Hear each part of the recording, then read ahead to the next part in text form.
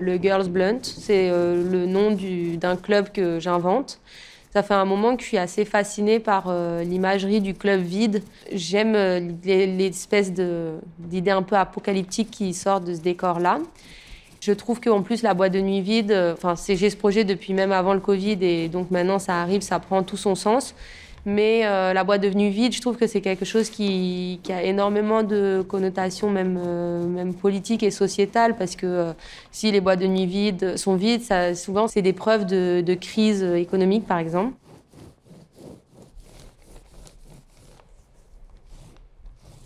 Au fil en aiguille, mon projet évoluant, je suis restée vraiment sur cette idée du club.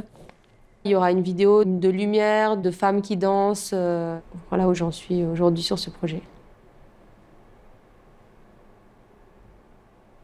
Je questionne vraiment le féminisme et le post-colonialisme via des danses telles que le booty shake ou le dancehall, qui sont des danses afro-caribéennes, et dont je retrouve les racines dans les danses que j'ai vues traditionnelles au Mali.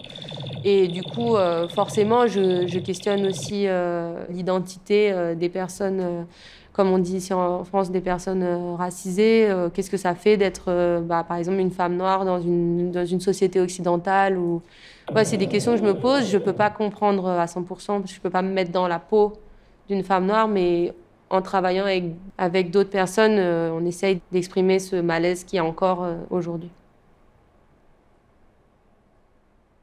Le fait d'avoir grandi au Mali m'a toujours permis de savoir aussi comment me positionner par rapport à ma couleur de peau et ce qu'elle représentait aussi comme histoire, comme violence de l'histoire. Et en fait, en arrivant en France aussi, je me suis rendu compte que les gens n'étaient pas forcément conscients de ce que c'est de leur couleur de peau, alors que j'ai l'impression que quand je parle avec mes amis qui sont noirs de peau, ils sont forcément conscients de ce que ça implique quand ils voyagent, de ce que leur peau dégage. Donc je pense que ça m'a donné une conscience et ça m'a permis de savoir moi où me placer aussi en tant que femme blanche et d'en être consciente que j'étais une femme blanche et ce que ça m'apportait dans la vie.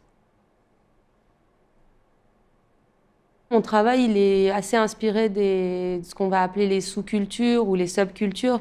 Et en fait, je me questionne aussi pas mal à ce que ça crée. Parce qu'en fait, on va voir à plein de moments, par exemple, la mode se réapproprier des éléments de la subculture alors qu'ils l'ont dénigré pendant longtemps. Donc en fait, ouais, ces questions d'appropriation culturelle, d'appropriation de création des personnes mises en marge m'intéressent quand même assez.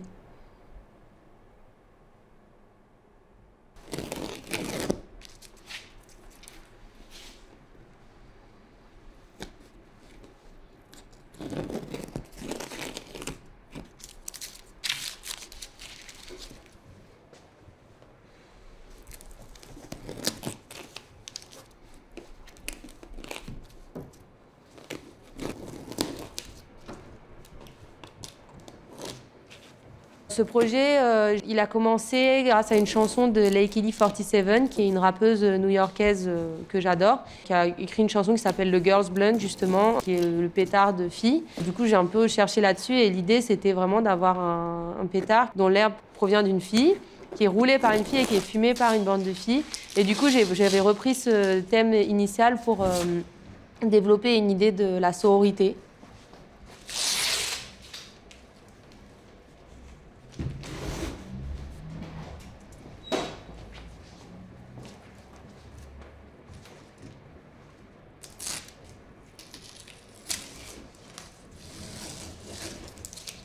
Il y a une vidéo qui m'a énormément marquée, que j'ai vue il y a quelques années, qui est une vidéo de Cecilia Bangolea et Jérémy Delair.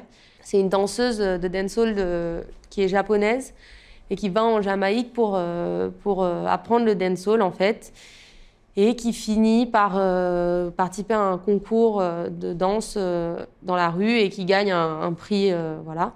Et en fait, j'avais pas encore commencé à travailler sur la danse à cette époque-là, mais ça m'avait hyper marquée parce que je m'étais dit, ah super, en fait, on a le droit de parler de ce sujet aussi dans le milieu de l'art contemporain. La manière dont il l'avait fait était très intelligente parce que c'était très très drôle. Et du coup, ça m'avait énormément marquée et je pense que ça m'a offert l'envie de travailler sur ce thème-là, en fait, par la suite.